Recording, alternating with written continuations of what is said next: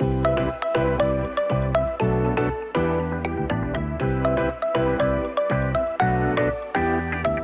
we're excited to kick off this webinar, Unboxing SEKO's Success, the Logistics of Growing a BDR Team. So Mark, I'll pass things over to you, our kind of master of ceremonies here, and let's get this underway. Thank you, Chris, and welcome everyone. What a treat today. Hope you all have your notepads and your pens and pencils ready, because we're going to get into some best practices on how to grow a BDR team from someone who's living it right now, and has gone through the process of building the BDR function. In Brian Bourke, the Chief Growth Officer at SEKO. Brian, welcome to the webinar today. Thanks, Mark. Thanks for having me. You bet. Can't wait to dig into this. And with us as well as the founder and CEO of Sales Empowerment Group, Brian O'Neill, who has been helping organizations build world-class BDR teams for well over a decade. Brian, I think you've worked with probably over 100 companies or more. So your experience seeing this from a lot of different vantage points is vast. So look forward to getting your expertise as well. Welcome. Thanks, Mark. Looking forward to it. All right. So last fall, I had an opportunity to interview 3 different growth leaders, Brian Bourke being one of them. And we produced this ebook. It's up on our website at salesempowermentgroup.com. Check out the resource center. I think there's 4 or 5 ebooks up there. And what was fascinating to me about this project is it was really focused on how do you build a world-class BDR engine. But as we got into the interviews, about 80% of what we heard from the growth leaders had things to do with strategy and marketing and data and analytics. Counterintuitive. I was thinking we'd get into the nuts and bolts of the actual act of doing BDRing, making phone calls, reaching out to people on LinkedIn, sending great emails. And it was fascinating to me that the growth leaders who were talking about the keys to success we're really getting into areas that surrounded the BDR team. So Brian talked a lot about the front end, making sure you have the right go-to-market strategy, the marketing support, the messaging, you have a great focus, you know your audience, you have a great contact list, all the upfront setup. And then on the back end, he talked a lot about, do you have the data and the analytics to measure, to tweak, to modify, to make improvements? And then of course, right in the middle, the power at the center is the actual BDR team. And so we're going to get into concepts like this and a whole lot more on this webinar. As we go through, feel free to use the Q&A function along the bottom. If you scroll over the green area, you'll see a Q&A log. I'll be keeping an eye on that, and our panelists as well. So if you have any questions along the way, feel free to drop it in. What you see on the screen here are the topics that we're going to move through on today's webinar. And to kick things off, Brian, why don't we go ahead and, if you don't mind, doing an intro, tell us about SEKO, tell us about yourself, tell us about your BDR program. Sure, Mark, thanks. So I'm the Chief Growth Officer at SEKO Logistics. We're close to a $1 billion global logistics and freight forwarder and 3PL with offices in more than 40 countries. We're headquartered right here in Chicago, where we got started back in 1876. And you know, in my role, demand generation is kind of one of the big pillars for generating growth within an organization. And it actually started the journey to develop a BDR program started in 2018. When, as happens in any year, any given year, hey, we need you to find savings in your department. And I said, well, okay, is this okay? We're not growing as fast. Okay, I understand. And this was back when I was just VP of marketing. And I said, well, my challenge to you back is actually we should be spending more in marketing. And so that was my response back to our CFO at the time when he said I need to cut the marketing budget. And I said, no, we need to increase it. And here's why. So that's when I first introduced the idea or concept of not waiting for clients to call us. We're just going to call clients and ask them for the business. Novel idea, and they said, listen, let's pilot it out with some existing resources, and we did. And I was training our front desk receptionist, Susan. I said, you're going to be doing this a couple hours a day. We're just going to try it out. And I did a demo. I called, I looked up a decision maker for a former client of ours 10 years back and said, let's re-engage with them. Turns out through some research, they got bought by another company, found the CEO's number, called him, talked to him in the first 2 minutes. I was having a conversation with the key decision maker for a client that we hadn't talked to in 10 years that got acquired, so a different name. But still, that's when it just dawned on me, like, what are we doing? Why aren't we doing this like all day, every day? This is powerful stuff. And so from there, we kind of moved very slowly. We started with a contractor, a 1099, dedicated more hours of the week, but still not a full-time program or even a position. And then, we had some further strategy meetings in 2019, obviously not knowing the pandemic was just around the corner. But that's when we really started to kick into high gear that, like, listen, we need to really make this not just a hobby, but a core of who we are and what we do. We're not going to wait for clients to call us. We're going to call them. And that is just going to be what we do moving forward. And then how do we fill in the blanks? That's when we started to work out, okay, let's start with two, not a part-time person, it's two full-time people. And that's where we started in December of 2019. And then, of course, the pandemic hit. Obviously, we got impacted earlier than most people because we have operations in China. So we were doing shutdowns as early as January. And we knew it was coming. But we still grew the BDR team during the pandemic because we saw it as an essential strategy for us to be able to grow out of what ultimately was a huge hit to our revenue streams, right? Some of our clients are still not back, by the way. Some of our sectors that we focus on, like trade shows, are still, really reeling from this impact. Other clients did come back and return in a big way. But all the while, we had this kind of growth mentality. And so we grew the team from 2 in February, and then to 4 in March. Then we got to 6, I think, by June. And now we're up to about 15. So we've been kind of incrementally growing over time, learning a lot along the way. We've definitely made a lot of mistakes that hopefully by listening to me, you won't have to make those mistakes. But it was a great experience, and we're getting better at it every day. And we're learning a lot as we go. But that's basically the concept around the BDR program is we're not going to wait. We're going to be proactive. And we're going to generate demand for the organization at a time when we most critically needed it. And then moving forward, the way we think about it post-COVID, because we're already realizing that, return to a new normal is going to happen sooner than later. Hopefully, the light at the end of the tunnel is at least getting bigger. And so in-person sales calls are already happening now in our industry across the country, depending on the market. But they're not at full scale yet, but they will be hopefully soon.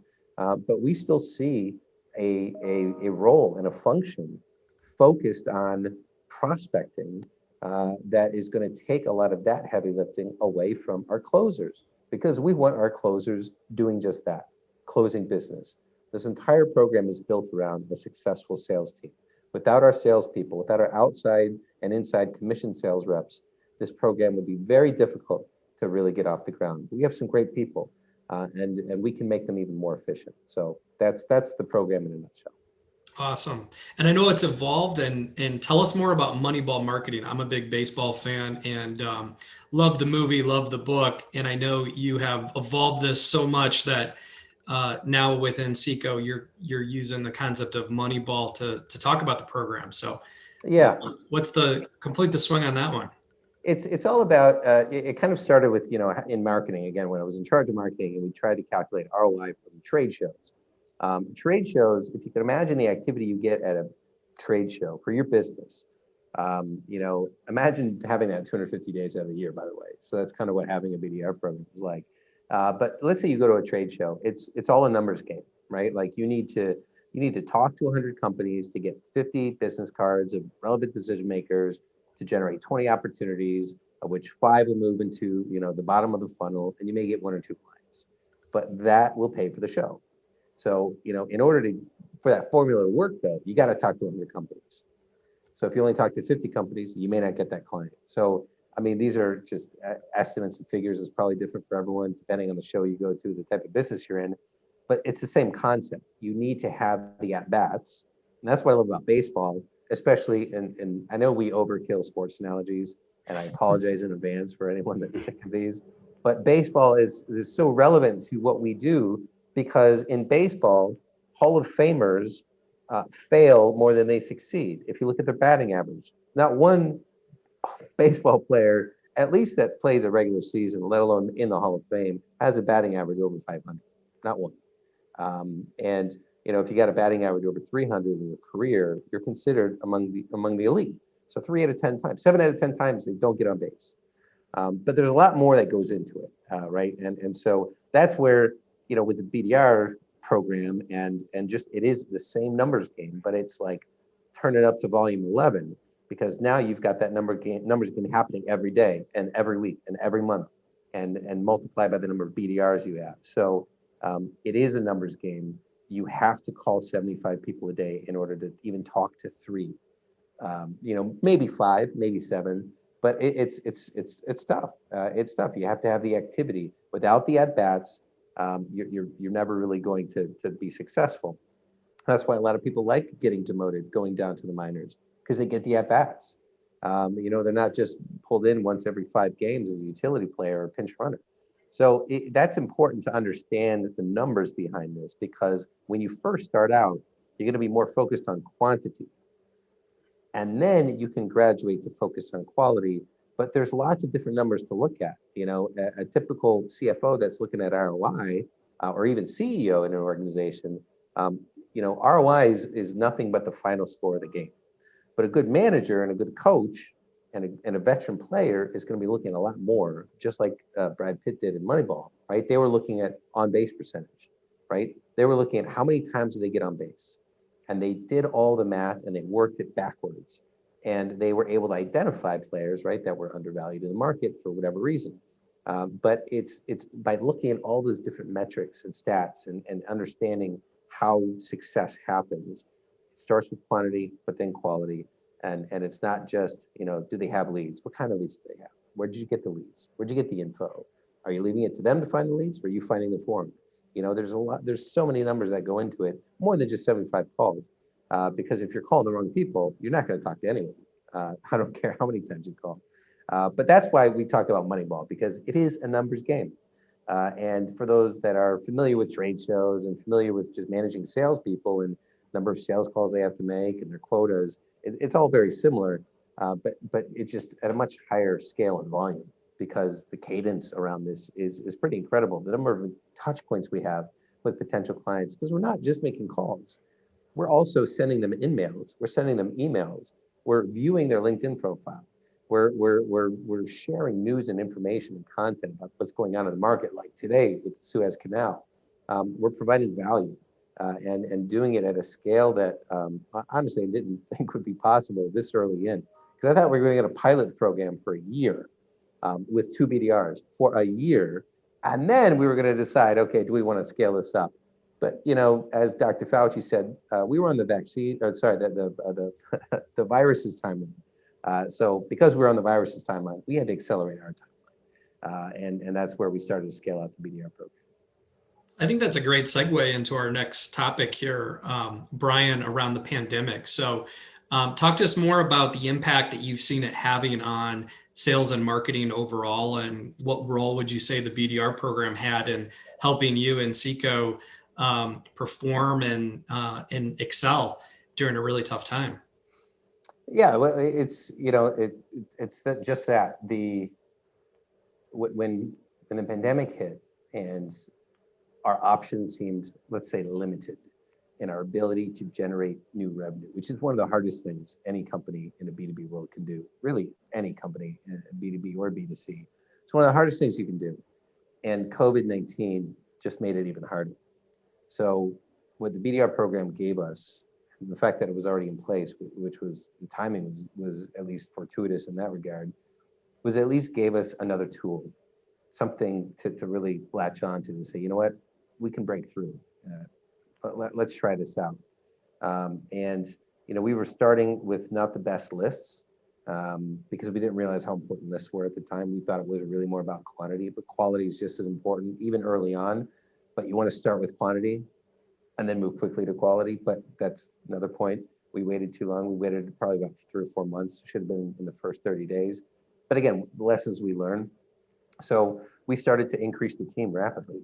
But increasing the team rapidly also accelerated our learnings about targeting, about lead lists, about leveraging, data to the front end and the back end. That's where we kind of learned. The pandemic accelerated our learnings on the front end and back end real quick because we were scaling so fast. We needed the metrics, we needed the numbers, we needed to manage the team. We needed to know who was making the 75 calls a day and who wasn't, who was connecting, making 5 appointments a week and who was making 0. And so the pandemic just accelerated a lot of things and we were able to move a lot faster. We got a lot of buy-in from across our network because again, they didn't know how this is going to work.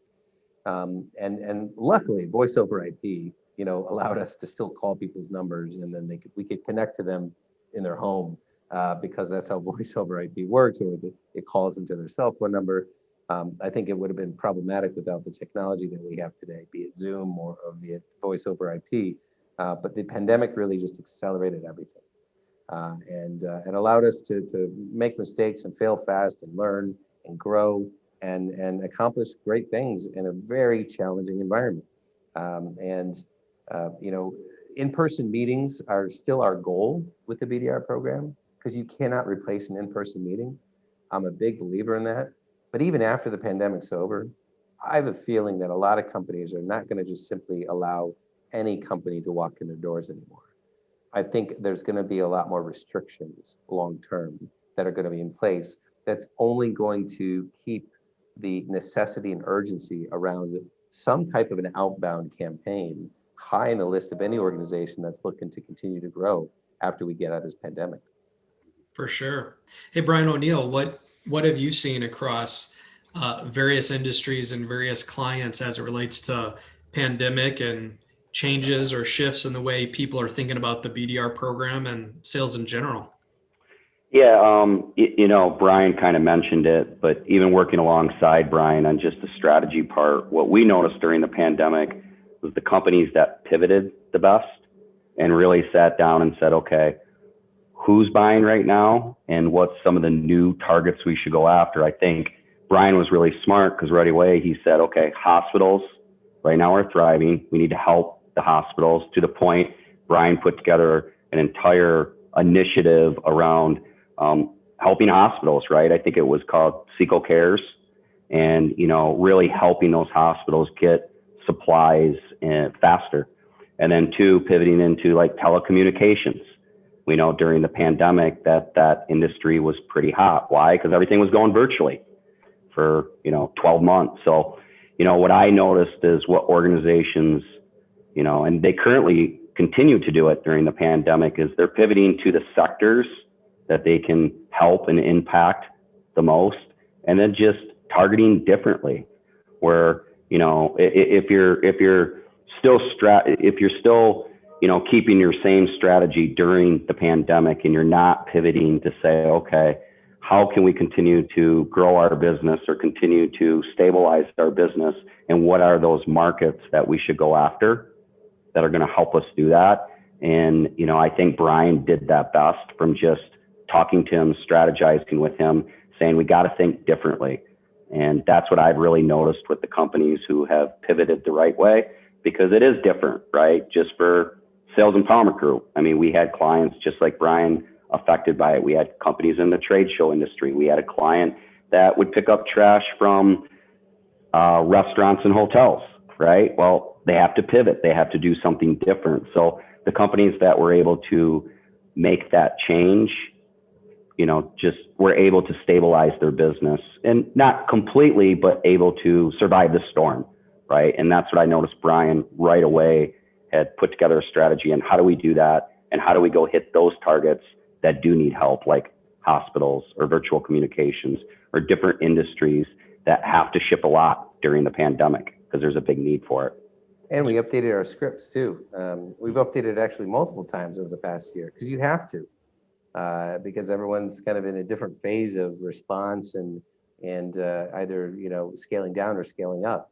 And it's and that was important too, to change the scripts to make it relevant when we do get a hold of a potential buyer, that they understand that we can help them solve problems that they're experiencing right now, be it the disruption of the initial phase of the pandemic, or either the surge in demand, or the bottlenecks and congestion of global supply chains that we're still impacting in a lot of companies today. So it's the pivoting and the change and moving quickly.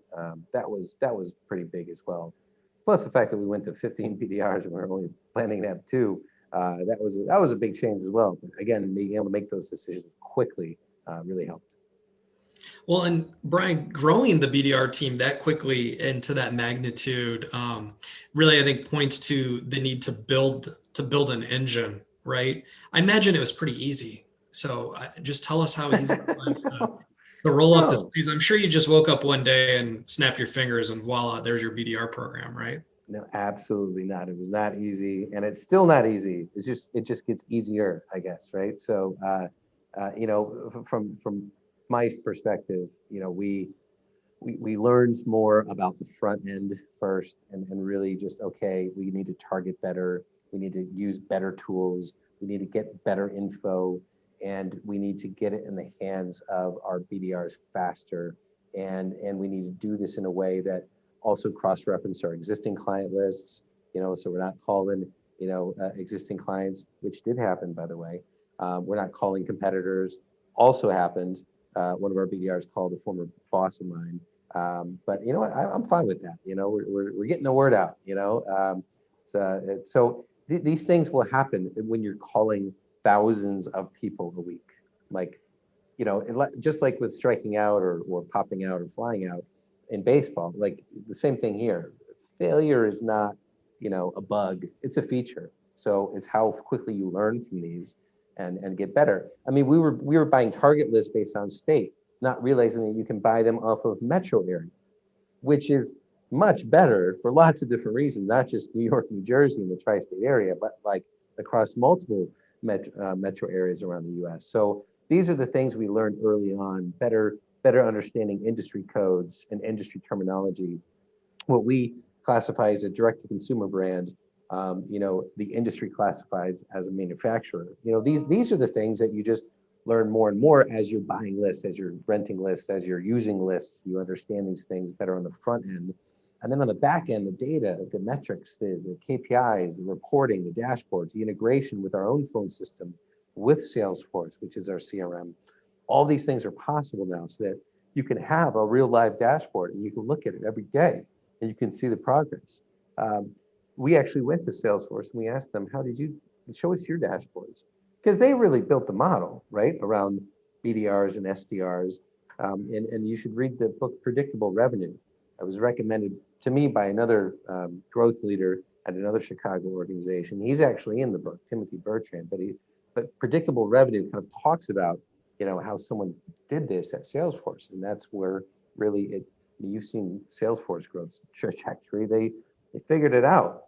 Mm-hmm. So we asked them, how do you do it, And I mean, they wouldn't show us everything, but they showed us enough because, hey, we're using their platform. So it's learning as we went along the way. And we're still, by the way, adding new reports and new dashboards because you can go so deep and so far. I mean, it really is like a rabbit hole that you just keep going down. And then you get better at understanding the tools out there and leveraging, things like live intent that are just incredible. So and now we don't just have cold leads, we have warm leads, we have hot leads, and now we have reporting on all of those. So it really is, along the way, it's hard to just learn from textbook, right? You have to actually do it because a textbook will never be as applicable to your own business and your own role and your own organization and your industry as much as you doing it or you managing it.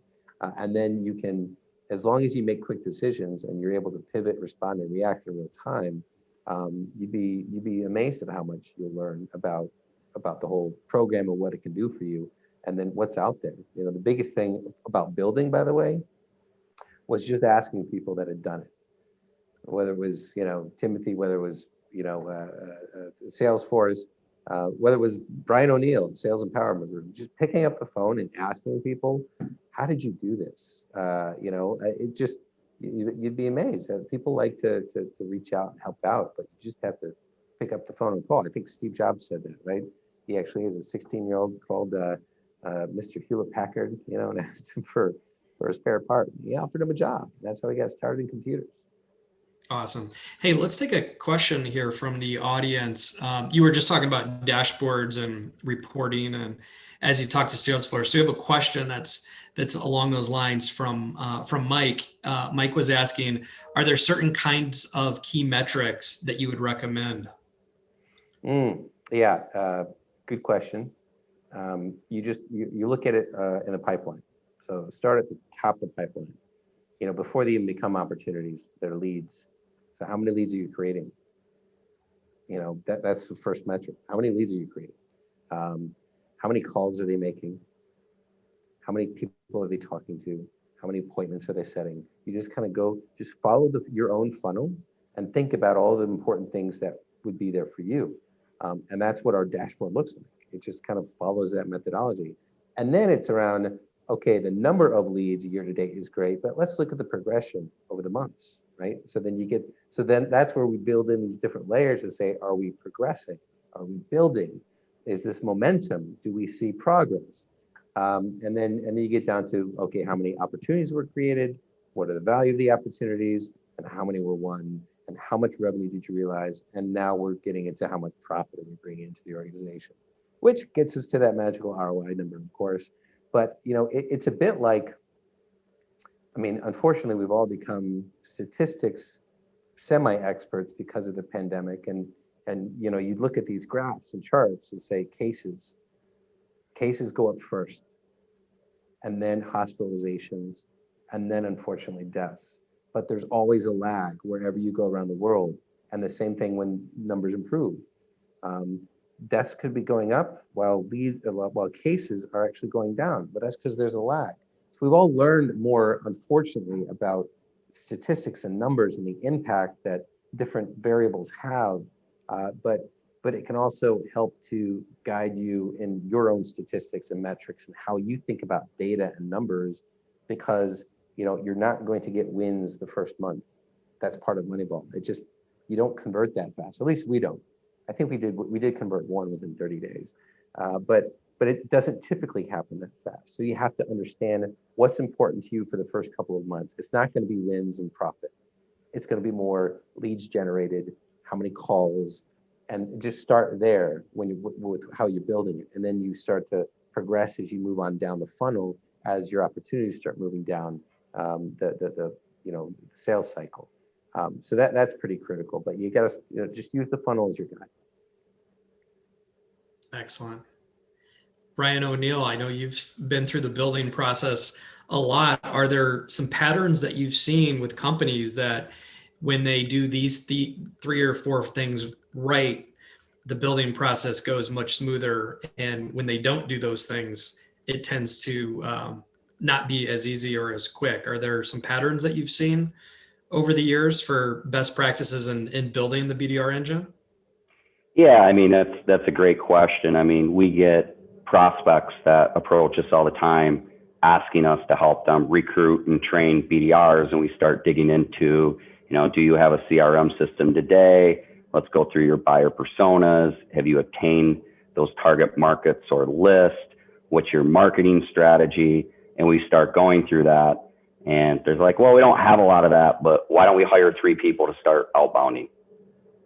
And what we do is explain the model that if you're not setting up the front end of if you're not setting up the engine the right way on the front end, it's going to fail in the middle. And you can go out and recruit great people, but if they don't have the resources and the tools, they're going to fail. And how many times, and we've all done this, if you've been in sales and marketing for any length of time, is you hire a great salesperson and they're like, okay, I'm starting, where's the technology to go into for my leads and the CRM? And is there a marketing strategy? Well, no, just go out there and get it done and hit a number.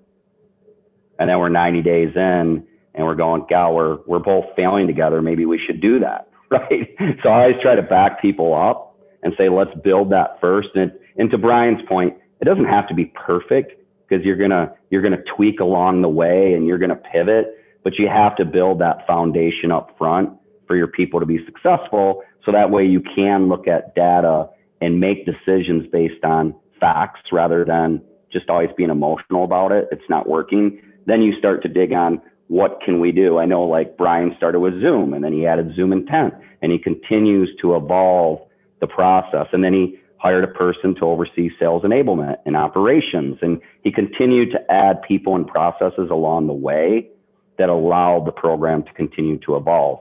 But I would say the number one thing is you can go out and hire rock stars. Just make sure you're equipping them with the right arrows to shoot to make sure that they're going to be successful. Sounds like we should double click on the front end piece. Mm-hmm. And Brian Bourke, you came up through marketing, right? You were leading marketing even before your current role as Chief Growth Officer. So you had a unique advantage in kind of the strategy, the go-to-market, the buyer persona, the messaging, positioning, all the things that we know that great organizations do from a marketing perspective. But tell us more about what the front end looked like for you, maybe what you inherited and what you've built. Yeah, I mean, we started with really how we think about performance marketing and digital marketing, because BDR program is just a name to reflect a new channel for generating qualified sales leads. Like, I don't care what programs they are. If they work, we're going to invest more in them and double down on them. If they don't work, we're going to stop doing them. And so if trade shows work, if direct mail works, which I think that's going to make a comeback as well. Digital marketing and pay-per-click ads work. These, great. Double down on those. Make sure you have the reporting behind the scenes. But with digital marketing, in order for that to work, you have to do like 90% of the work before you even optimize your website. So you have to know what keywords are relevant and interesting and popular and being bid on, and and that takes a lot of research and a lot of conversations and a lot of strategizing and creating golden profiles, ideal client profiles. These are essential. These are critical. And we're still updating ours, because obviously golden profiles have shifted for a lot of people during the pandemic and now after the pandemic. Because who was a great client before the pandemic may not be the same great client or profile after the pandemic. So they're never done. They always collect dust, so you always have to revisit them. But having those is critical. It's crucial. So knowing where to aim is super important, just as it is for your digital marketing strategy. Because keywords are not just, your company name is not a relevant keyword, by the way. It's what your buyers would be looking for, or searching when they're potentially looking for a vendor like yourself.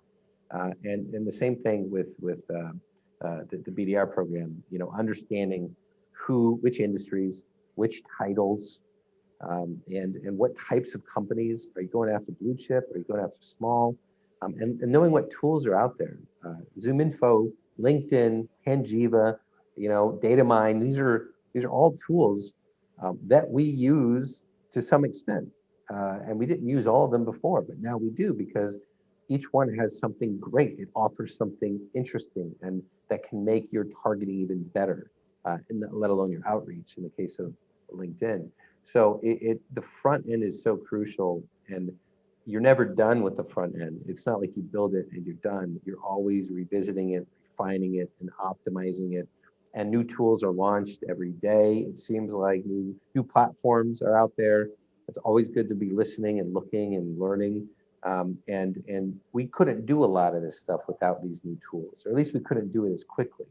I remember when we used to rent subscription lists from trade publications that would come in, the printed paper with the little holes on the side we had to tear off. It was always there, but that was hard to create, postage envelopes to do direct mail. But we can just move so much faster now, because we can just upload the information, upload it to the CRM, and be off to the races. What would have taken us weeks before, now it takes us seconds. So the tools are out there. You do have to invest in them. They are not free. but they will be worth it and they will pay for themselves when and as you build a BDR program. And when you think about your marketing team, Brian, how do you think about the relationship between the BDR function and marketing? Do you view them as two separate entities? Do you view them as like cousins? Do you view them as they should be completely integrated? Like how do you have it set up at SEKO? And what do you think works best in terms of how the BDR function aligns with or works with marketing? Well, I think the quicker you come to the realization that everything is sales, then the easier these conversations go, because you realize that everyone is just somewhere on the spectrum of sales. Everything is sales. Everything is about sales. In marketing, I saw a role as enabling sales. And the BDR program, what it does is it enables sales even more. Because as I said at the beginning, without our salespeople, we are nothing. And with our best salespeople, our closers, the more we can free up their time to do just that, close business, what they're best at, what they're most passionate about, and ultimately where they can add the most value to the organization. It's where these three things meet up in the middle is where great things happen. So if we're going to be having a super efficient sales organization, they're not going to be spending a lot of their time prospecting. If getting new revenue is one of the most difficult things you can do as a company, then prospecting for that new revenue is the most difficult part of the most difficult process in your organization. It's hard. So get good at it and get people dedicated to it. And your sales organization now becomes differentiated and specialized. And it's all about doing the same thing you were doing before, bringing in new opportunities and closing new deals. But now with specialization, you can be more efficient. You know, just like today, I don't grow my own wheat that I use to make my own bread, to make my own sandwich. Like, everyone specializes today. That's how we become an efficient global economy, doing great things and going to the moon. And specialization can help with your sales organization. Where the reporting lines go doesn't matter as much as making sure that the job functions are there and that you're supporting generating demand for the organization. That's the most critical. And at least as far as how I see marketing in relation to sales, the more in sync and in tune we are, the better it is. As a marketer, I realized that I learned the most when I was on client calls and talking to clients face to face and asking them questions. That made me a better marketer. And I think that is the same for anyone in this organization that is just starting out in sales, by the way, and they got a role or job as a BDR. They're going to learn more about sales than anyone taking a 4-year sales degree, which are being offered now, which I think is a great thing. But there's nothing like actually doing it to accelerate your learning. And the more hand in glove sales and marketing can be, I think the faster you can move in a successful BDR program.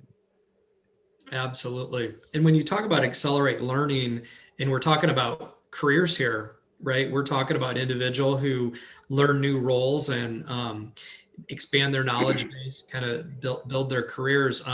Brian O'Neill, question for you around, the potential for these BDR programs beyond just getting new at bats. Like what have you seen across the client base and companies you work with as it relates to viewing the BDR program as like a farm system?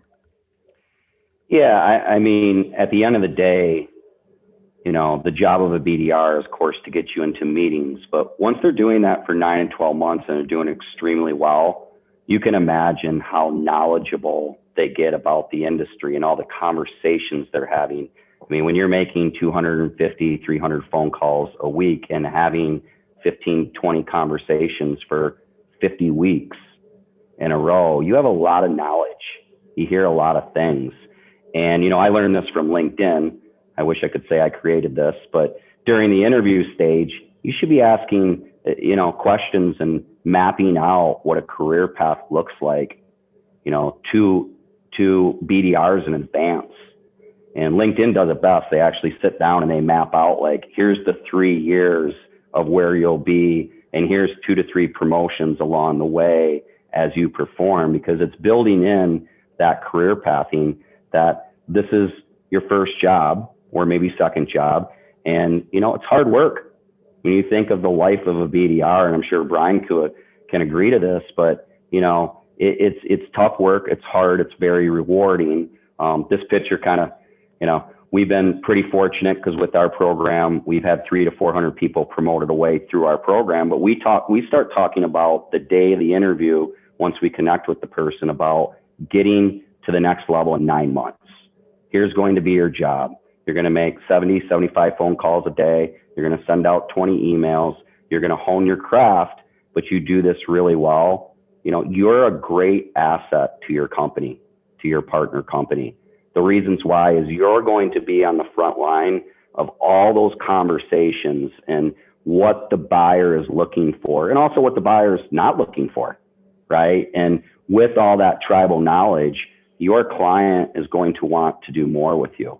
So I think career pathing is key in the BDR program, and different companies have different models based on what they sell. So sometimes that's BDR to SDR to sales consultant to AE. Other companies, it could be BDR to AE. So every company is different on way that is structured. But if you're interviewing people and they're doing extremely well for you for 6, 9, 12 months, and you haven't put in the career pathing model, many times you're going to lose that individual because, they're just going to go look at something else, right? So I think right away, just the first week of interviewing, talking about, if you do a great job for our organizations, here's what career pathing looks like. Excellent. And Brian Bourke, how has this worked for you at SEKO? Well, yeah, we're only in month 15, I guess, of our journey. But we're kind of fitting the mold a bit. We've already transitioned one into an entirely different role in the organization, not even in sales, by the way, because she studied supply chain. So we have transitioned one. We have offers to 2 more, and we're actively talking about others in the team. So yeah, we could have outsourced this to another country. That was a consideration. We could have, I think some people use prisoners in the U.S. I don't know how, but I've heard of these stories. And, these are, we even have AI bots. We actually do use AI bots for outbound engagements. And they all have, I guess, their benefits, number one being cost, but you lose out on that personal touch, I think. And you lose out on the potential to have and build that farm team. Because these are some of the intangibles that are going to help you further down the road. So we knew we had a short-term issue, which was how do we grow faster? But we're also thinking about the medium to long-term, because scalable and sustainable growth is important. It's not urgent, but it is important in building out a BDR program. Excellent. Great.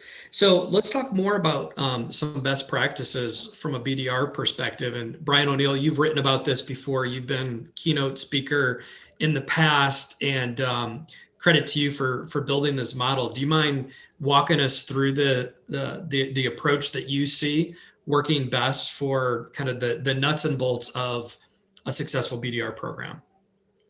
Yeah, I mean, I think Brian and I have talked a lot about this, but, here's just a cheat sheet when we have conversations with companies on this is how you should be thinking about it. And it goes, we talked a lot about the front end here, right? Your targets and setting that up, the right activities, because, each company could be different, but you do want to build out a cadence of multiple touches and providing educational pieces, providing great educational emails, LinkedIn outreach, phone calls. Right now what's big too is video. LinkedIn has a great model where you can send good videos, and there's a lot of other technology out there you can utilize too, but setting up that right cadence, the right activities, and then measuring them. You have like Salesforce and High Velocity. You can actually plug this stuff in and get data, which Mark, you know this best. We talked about this, and you actually helped set this up for a client. But then looking at the measurements and saying, okay, at step 4 or step 3, we're getting great traction. Why is this not working at step 5 or step 2? And then saying, oh, maybe we should change our cadence. And then converting those into meaningful conversations. And then, of course, after the conversations or meetings run, look at which ones are converting. And then you go back, right? And, you enhance it again, and you go back and you kind of see the arrows going back and forth, and you look at the close rates. So, I think this is ongoing, evolving. When you start the program, you might be running at a 12% close rate. Then how do you go back and say, how do we get to 18? How do we get to 25? And as you can see, there's a lot of moving parts, but this is kind of a sequence. We always talk about sequence. Many people will skip to the middle or the end, or talk about the people rather than let's look at the sequence of what we set up, and then, constantly go through measurements on what's working and what's not. So Brian, I'm sure you have things to add to this, but this is just a visual that helps some of our companies we work with, or companies just saying, look, Brian, can you just give us some advice on how to build this and build it, in the right sequence? Yeah, the only thing I would add to that is, you're going to learn more from your BDRs, and your BDRs are going to learn more from you only if you invest in the time. There's nothing more valuable in this world than time, right? You can't buy time, you can't sell time, you can't get time back. But time is precious for this program, as it is with anything that you're investing in. You need to invest your time, because as you go through the program and build it out, your BDRs are actually going to start to learn very quickly what works and doesn't work, and listen to them. And if you need to update your scripts accordingly, do it. We waited 6 months to get real feedback from our BDRs on how to change the scripts, because disruption was a keyword that was getting a lot of attention. So, okay, let's update the scripts. Let's do it, and it was only from this BDR working very closely with their local office. And because they were spending a lot of time with them. Not too much time, because you want them calling most of the day, but enough that it's going to add value to their learning, and you're also going to learn from them as well. That is I think a tried and true best practice. And the more you can get them engaged in the sales process after kind of the first couple of months, and they start to learn more, they start to see what the career path may look like down the road. They start to learn more about your industry, your company, and how you sell. It's so critical. It's so critical. Engagement is what makes all of this that's laid out here work better. And from a sequencing perspective, I've led marketing at companies before, and we had great intentions and got right. You think of ready, aim, fire. We went right into the fire stage and started to make calls, and we had a broad approach, and it only took us about 30, 45 days until we realized, hey, wait a second, we got to back the truck up a little bit here, and we need to reassess kind of that ready in that aim phase. And I think, as you can see on the sequencing, step one, you're talking about your target. Step two, getting organized around the strategy. I'm curious, Brian, did you start at your targets, or did you fall into the same trap a lot of companies do and get right into, let's fire, let's get going with making phone calls? Yeah, I'd say we followed the process, but I think we skipped over, like almost like we just read the first page of the chapter and thought we got the essence of what the chapter was going to be about, right? So targeting, yeah, we had leads, they looked good, they looked okay. We deduped them with our CRM, okay, go. But no, it's much more than that. Investing the time in doing the right targeting, investing the time in making sure the conversions are being recorded. And by the way, the conversion process is deployed successfully. What kind of information are you collecting from the decision maker? How is that information being passed on? How is the meeting being booked? And really getting down into literally every step of the process. How does it work? What is our standard? And when someone veers from the standard, how do you bring them back? And it's every step is just as critical. The magic happens in the middle, but you need to invest time again in each area. And then, as Brian said, go right back and revisit it again, and then go back. I mean, there's that constant feedback loop, and getting the engagement from the BDR with that feedback is critical. Absolutely. I love the point you made, Brian Bourke, about the value of the BDRs and the intelligence that they're gaining and leveraging that knowledge.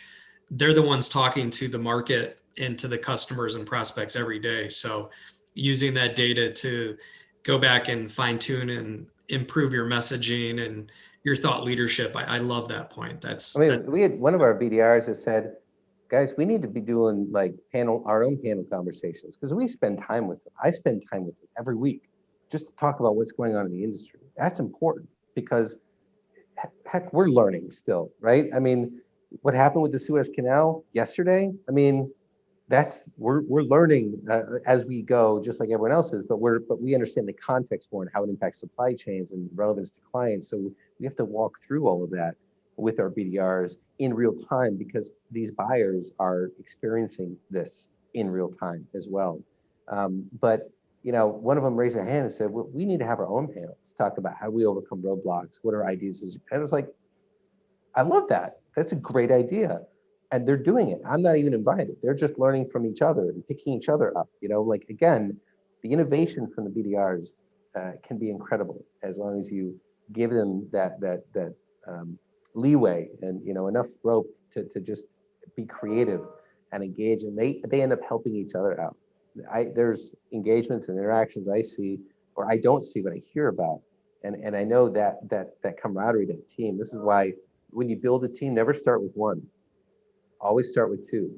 Start with a team, because doing this job alone is probably a special circle of hell. I think you need to have someone else with you, and so I suggest starting with two for that reason. Great points. All right.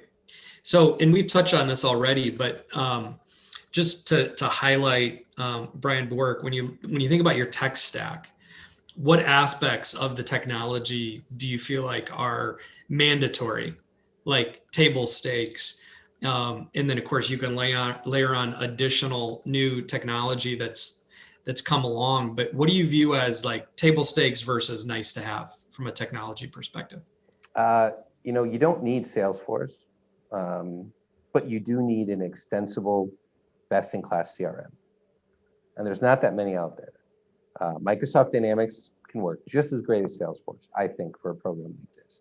And there's a few others out there today that I think can do a lot of these things for any organization very quickly. Without an extensible, scalable, usable, internet-based CRM, this would be very difficult to do.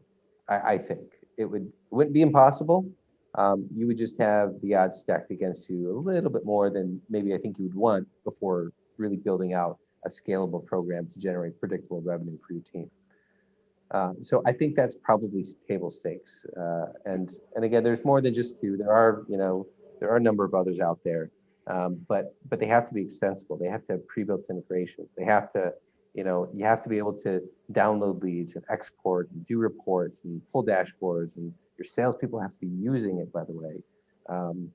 So it's not just, and it can actually help with your investment in your CRM, help justify it, because now your salespeople, they're going to know they're going to be getting just leads through Chatter or through their CRM.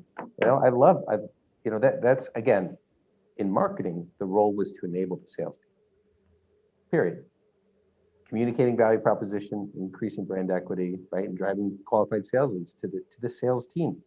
And as chief growth officer, it's to enable them even more. Because we can do so much more today. There's so many more tools out there. I think what some people are finding out is they don't need many boots on the ground, so to speak. But what boots you do have, you need to make sure you're investing in the right technology and the right systems to make those closers that much more effective.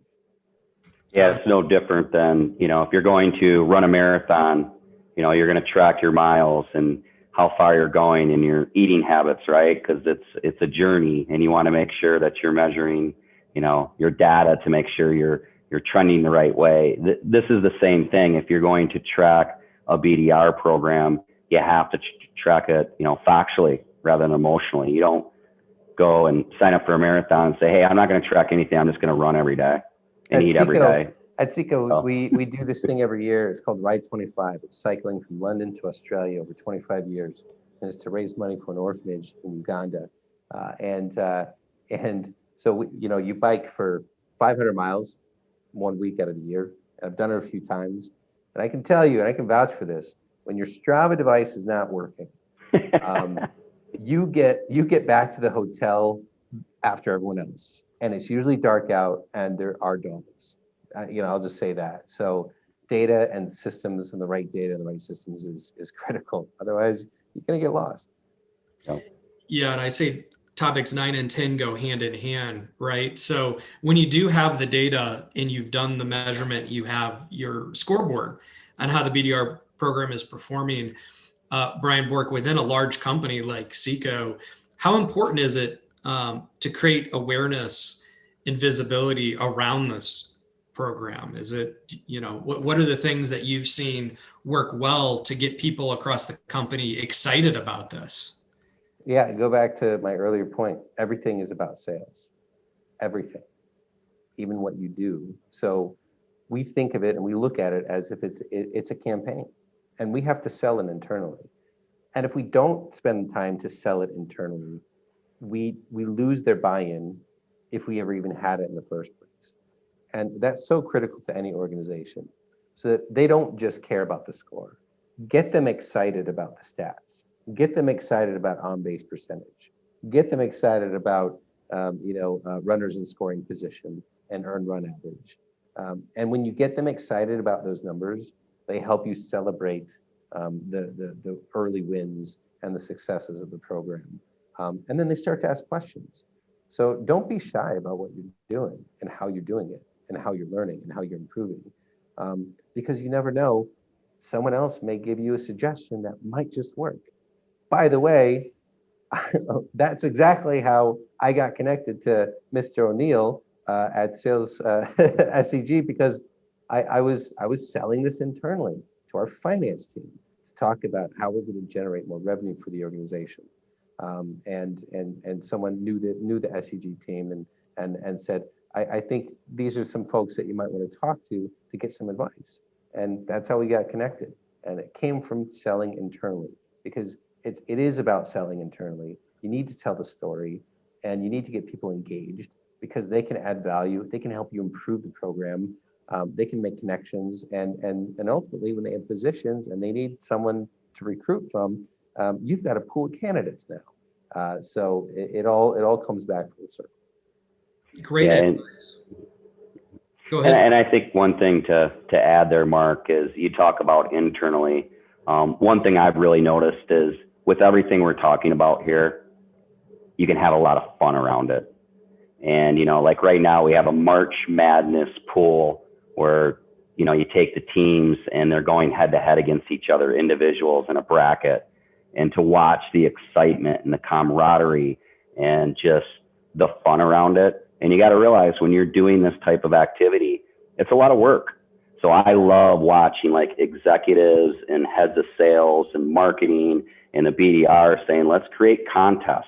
We have like spin the wheel, double your money, get more tickets, March Madness pool, but always keeping things into perspective that we got to have a lot of fun doing this. And what's fun is when you fill the front end of your funnel with a lot of meetings and a lot of things are going into pipeline. And then your outside sales team, if they're called AEs or sales consultants, are closing deals. And then you take this group of people together and you celebrate the successes. And I've watched Brian do this for, 15 months.